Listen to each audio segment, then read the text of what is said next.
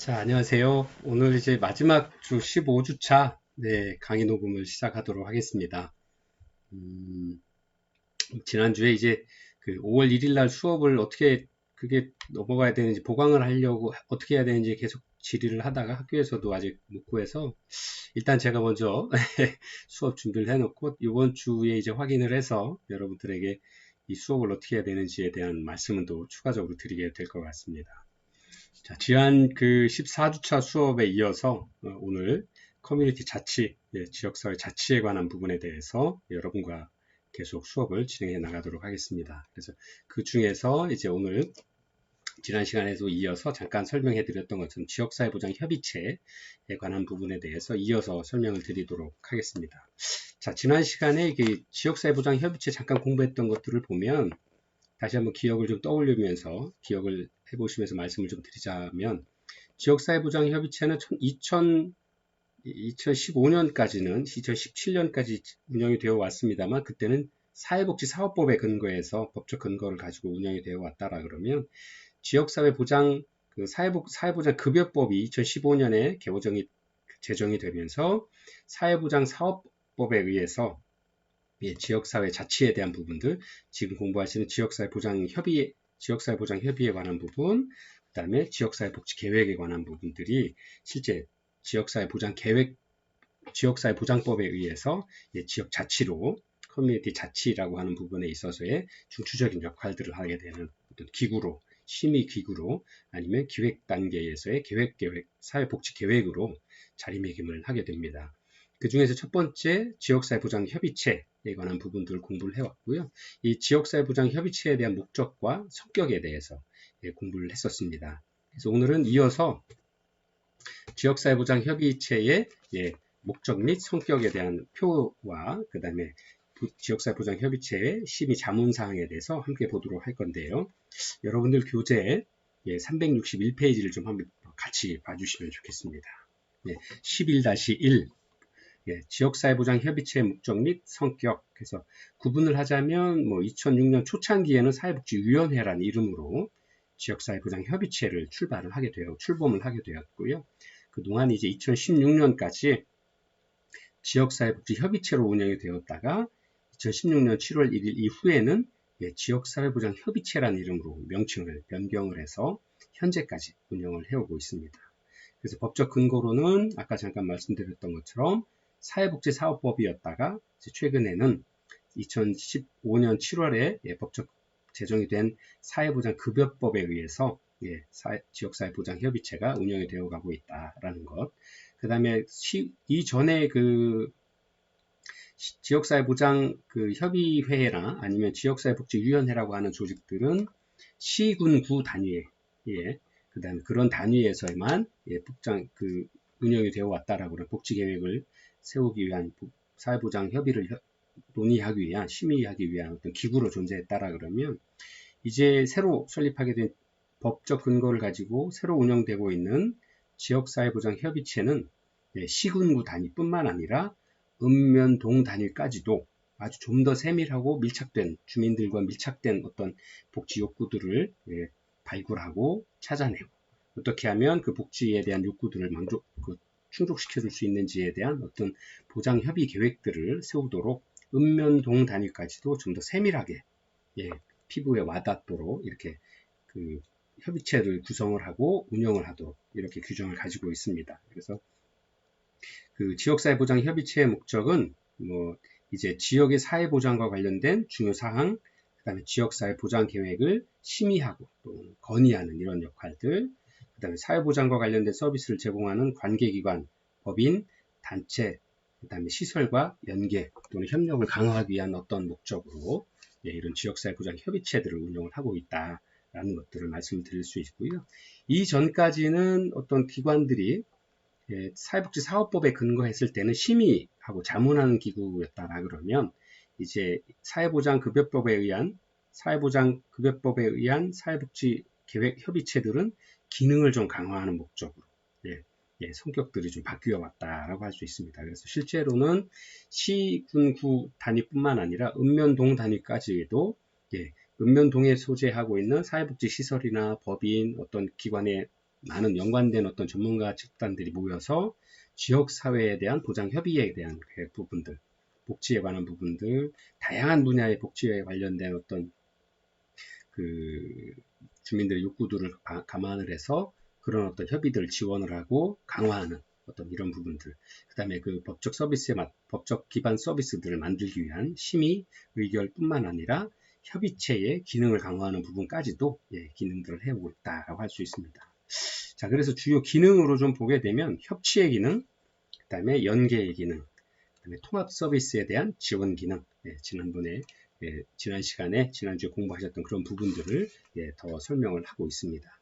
그 다음에 이어서 11-2 지역사회 보장 협의체의 심의 자문사항들을 좀 변경사항들을 좀 보게 되면요. 여러분들 교재 362페이지에 중간에 잘 나와 있습니다.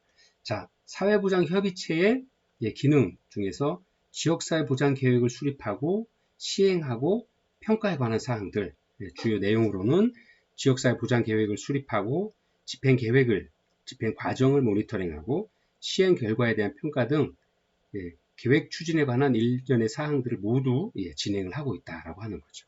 그 다음에 지역사회 보장 조사 및 지역사회 보장 지표에 관한 사항들, 즉 지역사회 보장 계획의 수립에 필요한 지역 내 사회 보장 관련 실태에 지역 주민의 사회 보장에 관한 인식 등에 관해서 필요한 조사, 설계, 또 조사 결과 등을 심의하게 되는 거죠. 그 다음에 지역사회 보장의 실태의 계획 시행을 통해서 달성하고자 하는 목표를 점검할 수 있도록 지표 및 목표치를 설정하는 일들을 바로 지역사회 보장 협의체에서 하고 있다. 계획도 세우고 그 과정과 그 평가에 대해서도 그 다음에 어떤 목적까지, 예를 들어서 쉽게 말씀드리면 이런 거죠. 노인에 대한 노인 수당들, 아동에 대한 아동 수당들을 예를 들어 올해는 쉽게 이해하실 수 있는 예를 들자면 올해 우리 정부 아니면 지자체의 예산을 따져봐서 10만 원까지 줬다. 충남에서는 지금 영유아 수당 10만 원 드리죠. 그 다음에 노인분들을 위한 그 노인 수당들도 드리고 있는데, 그다음 국가에서 주는 것뿐만 아니라 지역사회에서도 여러 가지 복지 서비스를 제공을 하게 되는데, 그런 것들이 예를 들어서 3만 원을 주었다 그러면 내년에는 얼마 3만 5천 원까지 아니면 4만 원까지를 하겠다라는 그런 부분들에 있어서 예산을 조정을 통해서 그런 부분을 하겠다라는 것들까지도 자문하고 심의하고 그런 목표들을 달성하는 기능들까지도 바로 이 지역사회보장협의체에서 진행을 하고 있다라는 겁니다. 그 다음에 사회보장 급여 제공에 관한 사항들, 지역사회의 복지 문제 해결을 위한 시군구 단위의 주요 사회보장 급여 제공에 대한 계획 등을 심의하는 데 참여합니다. 즉 예를 들자면 개별 법령에 따라서 시군구 단위의 위원회를 설치하고 운영을 통하여 자체적으로 심의하는 국고 보조 사업들을 포함한다라는 거죠. 민관 협력 사업, 또 지원 사업, 또 국민기초 생활 보장 사업에 대한 조사나 자활 지원에 관한 부분, 유사 중복되는 사회 보장에 대한 지침 등을 심의 의결하는 과정들을 이제 바로 시, 군, 구 단위뿐만 아니라 읍면동 단위에서까지도 이런 일을 하게 되니까요. 실제로 주민들이 느낄 수 있는 어떤 주민 자치와 연관되어 있는 아주 피부로 느낄 수 있는 어떤 계획들을 심의 의결하고 진행하는 과정들이 바로 이 지역사회 보장 협의체에서 진행을 하는 일의 하나다라고 할 수 있을 것 같습니다. 그 다음에 사회보장 추진에 관한 사항, 또 읍면동 단위의 지역사회보장 협의체를 구성하고 운영에 관한 사항들, 그 밖에 또 위원장이 필요하다고 느끼는 사항들, 인정하는 사항들, 이런 다양한 지역사회의 복지정책의 흐름, 아니면 복지정책과 관련된 여러 가지 보장 정책들이나 이런 것들에 대한, 또 국가에서 시행하고 있는 많은 사회복지 서비스들에 대한 중복되는 부분들에 대한 조정, 심의 조정, 이런 것들을 바로 지역사회보장협의체에서 지역의 특성에 맞도록, 읍면동 특성에 맞도록 조정하고 협의해가는 어떤 과정들을 진행을 하고 있다. 그런 기능들을 가지고 있다. 이렇게 설명을 드릴 수 있을 것 같습니다. 자, 그리고 이어서 잠깐 흔들리네요. 죄송합니다. 자, 이어서 이제 지역사회 보장협의체를 어떻게 구성하는지 좀 함께 보도록 하겠습니다. 여러분들 교재에도 잘 설명이 되어 있는데요.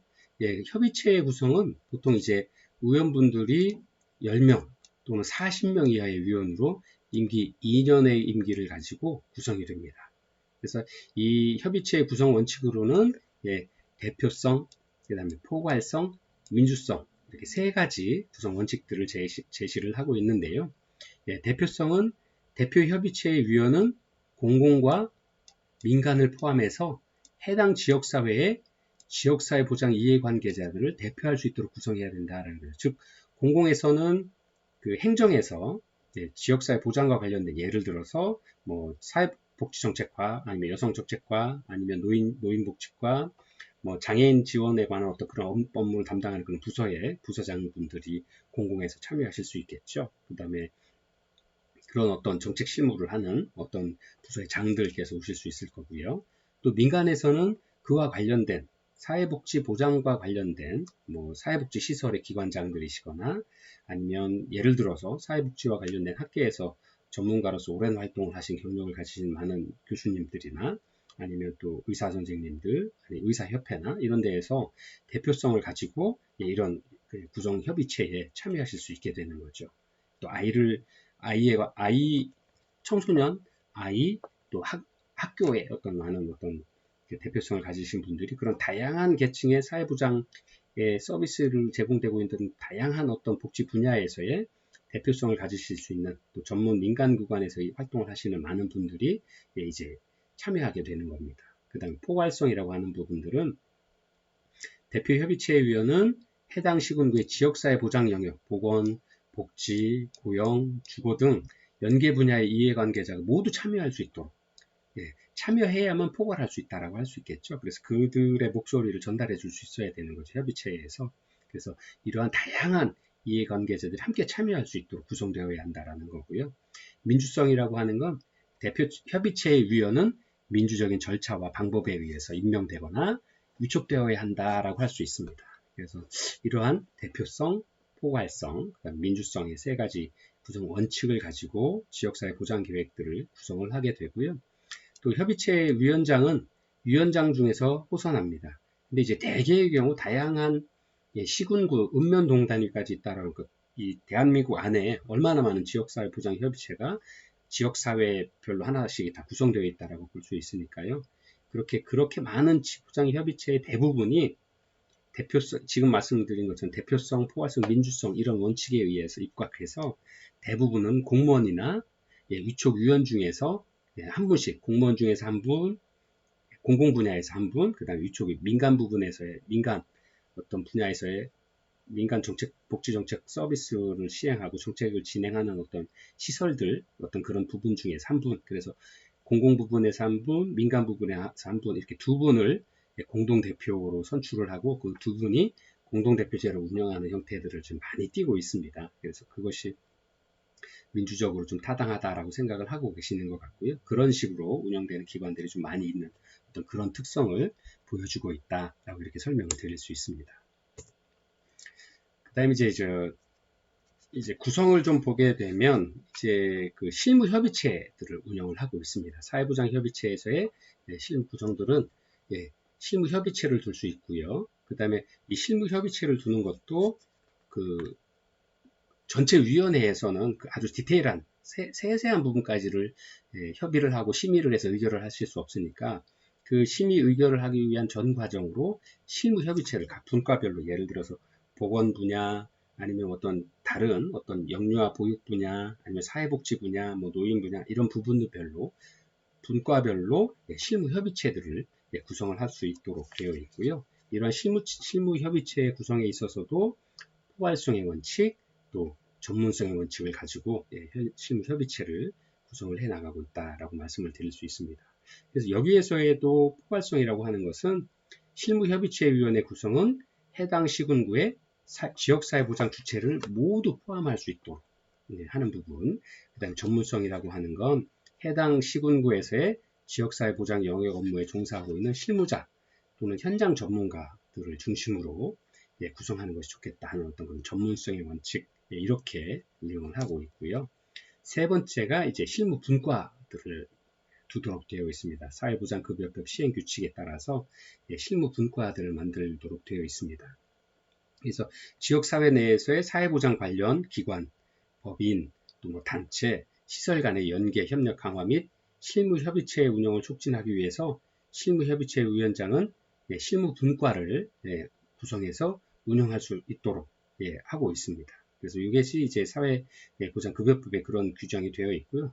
반드시 구성하도록 또 이렇게 되어 있습니다. 그래서 실무협의체의 위원장께서는 반드시 실무분과들을 구성을 해서 운영을 하도록 하고, 이것은 또 시군구의 조례로도 정할 수 있습니다. 그래서 대상별로, 그다음 기능별로, 또 지역별로 이렇게 다양한 형태로 구성을 할 수 있도록 되어 있습니다. 그래서 이러한 실무분과 운영에 관한 예는 여러분들 교재에 364페이지를 함께 보면서 보도록 하겠습니다. 여기도 보면 대상별로는 뭐 영유아, 아동, 청소년, 또 여성, 청년, 노인 또는 어르신에 관한 분과, 또 장애인, 뭐 이런 다양한 어떤 대상별로 실무분과를 운영해서 그분들의 목소리, 또 현재 진행되고 있는 지역사회에서의 보장 계획들의 어떤 효과성이나 효율성에 대해서도 여쭤보고 조사하고 심의를 할 수 있게 되는 거죠.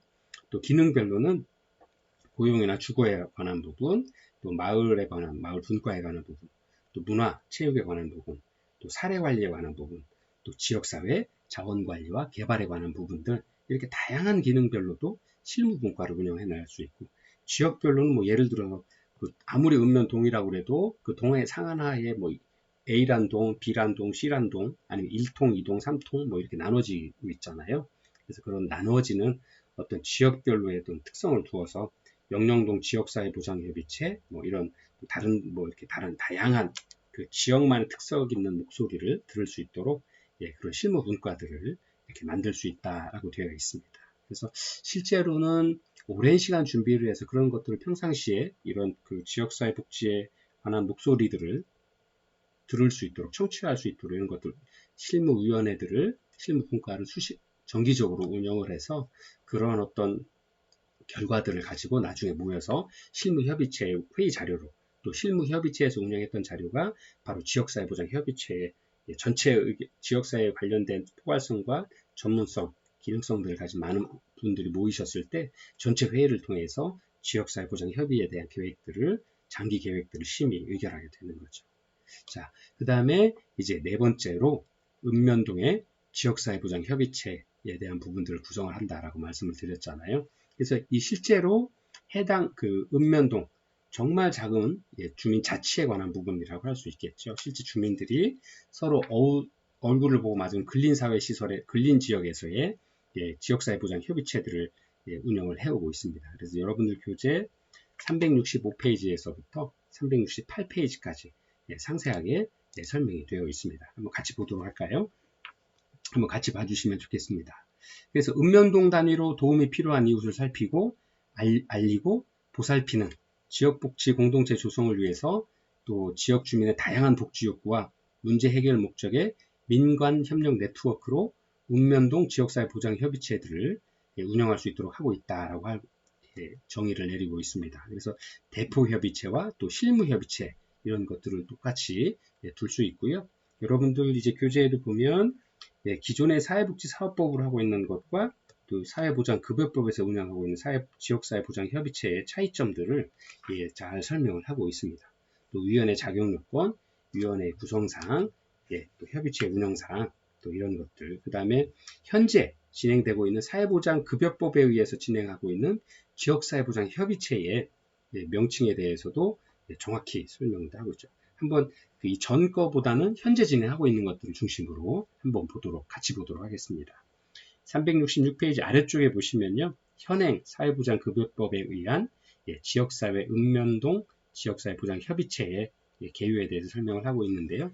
근거는 이제 법률 근거에 의해서 하고 있고, 기능은 위기 과정을 심사하고 발굴하는 과정, 그 다음에 사각지대 발굴 및 맞춤형 지원을 위한 전문 지역사회 인적 안전망을 구축하는 기능. 세 번째가 민관 협력을 바탕으로 지역사회 자원 발굴 및 연계 후원, 자원봉사, 사회공헌 등을 활성화하고 그러한 기능들을 주축으로 하는 목적으로 하고 있습니다. 그래서 이 읍면동의 이제 그 지역사회보장협의체 위원회 자격 요건은 대개 이제 시장 또는 구청장이 위촉을 하게 되는 거죠. 만약에 읍면동 천안 같으면 쌍용동에 지역사회보장협의체다 그러면 쌍용동 동장님께서 위촉을 하게 되는 거죠. 그래서 사회보장을 제공하는 기관, 법인, 단체, 시설 또는 공익단체의 실무자 중에서 위촉을 할 수 있고요. 또 사회보장에 관한 업무를 담당하는 공무원, 그 다음에 비영리 민간단체에서 추천한 사람 또는 법에 따른 어떤 복지의원, 또 지방자치법에 의한 행정동의 하부조직으로 있는 동의 통장분들, 그 다음에 주민자치위원회나 자원봉사단체의 구성원, 또는 지역의 사회보장 증진에 열의가 있는 일반 시름, 일반 시민들, 일반 구성원들을 동에 거주하고 계시는 주민들을 위촉을 조건에 맞춰서 위촉을 할 수 있는 거고요. 처우 수준은 위촉이죠. 명예직이죠. 민간위원회들이시니까. 그 다음에 위원회를 구성을 해서 활동을 하고 의원의 임기는 2년으로 하고 공무원위원회 임기는 해당 직에 근무하는 동안으로 하고 있습니다. 그래서 이러한 다양한 읍면동 실제 주민 자치의 어떤 목소리들을 통해서 또 실제 지역에서 거주하고 계신 분들의 지역사회 복지 서비스에 대한 부분들에 대한 또 다양한 사회복지 서비스에 관한 부분들에 있어서의 주민들의 목소리를 듣기 위한 방법, 또 이러한 목소리를 들어서 사회보장 협의 계획을 세울 수 있도록 하는 어떤 그런 부분들을 실제 지역사회보장법에 사회복지보장법에 의해서 사회보장급여법에 의해서 이제 실제 이렇게 운영이 되어가고 있다. 이것이 바로 대표적인 우리나라의 주민자치 기구로서의 역할들을 해오고 있다라고 설명을 드릴 수 있을 것 같습니다. 자, 두 번째가 이제 바로 지역사회 보장 계획입니다. 지역사회 보장 협의체와 지역사회 보장은 같은 사회보장급여법에 근거해서 법정 계획으로 가지고 있습니다. 그래서 협의체는 그런 어떤 그 시설, 공공에 관한 시설, 사회보장과 관련되어서 활동하고 있는 공공의 시설, 그 다음에 민간에서의 시설들이, 기관들이 모여서 함께 어떤 협의를 하는, 심의 의결하는 어떤 기능을 가지고 있고요. 사회보장 계획은 말 그대로, 우리가 이야기한 지역사회복지에서 이야기하고 있는 지역사회 커뮤니티 플랜이라고 하는 거죠. 지역사회 종합 계획이죠. 발전 계획, 아니면 장기 계획들을 세워서 진행을 해 나가는 거죠. 그래서 이것도 사회보장급여법에 근거한 법정 계획이다라고 할 수 있습니다. 그래서 시도 및 아니면 시군구 단위의 사회보장에 대한 종합 계획이다라고 설명을 드릴 수 있습니다. 예를 들자면 영국에서는 1960년대 후반에 저희가 역사에서 배웠던 것처럼 많은 그 서부 식민지에서 식민지의 많은 국가들에서 많은 이주민들이 발생을 하게 되었고, 또 이러한 많은 분들이 어려운 상황에서 지내게 되다 보니까 이런 도시에서의 문제도 생기고 하니까 이제 도시 계획들을 새로 생기고 있죠. 또 도시 개발 계획들을 세우게 되고, 그래서 바로 이러한 그 도시 개발 계획, 도시 프로그램들을 세웠던 어떤 경험들이 바로 이제 지역사회 보장 계획의 외국의 사례로 들을 수 있고요. 또 미국의 사례에서는 1920년대, 30년대 대공황 시기에서의 연방정부에서의 지역사회 보장 계획에 관한 어떤 개입을 했었는데요. 그걸 이제 우리는 뉴딜 정책이라고 하는데, 이런 뉴딜 정책이 바로 어떤 사회 다양한 방면에서의 지역사회 보장을 높이기 위한, 지역사회 복지 수준을 향상시키기 위한 어떤 사회 계획으로 볼 수 있을 겁니다. 그 다음에 케네디나 존슨 대통령 시절에서의 빈곤과의 전쟁이라는 어떤 정책들을 펼치게 되었었는데요. 이러한 것들이 바로 사회보장에서 이야기하는 사회보장 계획이다, 커뮤니티 계획이다 라고 할 수 있죠. 우리나라는 새마을운동을 근본적으로 들을 수 있을 것 같습니다. 물론 평가도 다르고 시선에 따라서 다르게 평가될 수 있다는 건 알 수 있지만, 실제로 지역사회 복지와 관련된 어떤 정책의 흐름이나 역사를 보았을 때는 지역사회 보장 계획의 역할들도 해왔다라고 인정을 할 수 있을 것 같습니다. 그리고 현재 하고 있는 이 지역사회 보장 계획은 실제로는 지역사회 복지 계획들을 세우기 위해서 일본에서 이런 어떤 정책들의 흐름이 있었는데요. 그 정책의 흐름들을 이제 저희 나라도 이렇게 좀 벤치마킹을 해서 지역사회 커뮤니티에서의 자치의 성격을 가지고 있는 어떤 지역사회 보장 계획을 세우기 있는 방법으로 우리나라에서도 이제 제도를 지역사회 보장 계획을 사회보장급여법에서 이런 지역사회 보장 계획을 세우도록 법으로 근거해서 설립을 하고 진행을 해오고 있습니다. 자, 이렇게 진행되어 왔던 사회복지 보장, 지역사회 보장 계획들을 역사를 좀 보면요. 2001년에 우리나라에서 역사에서를 보면 2001년에 지역사회 복지 협의체 시범 사업들을 통해서 처음으로 등장을 하게 되었습니다.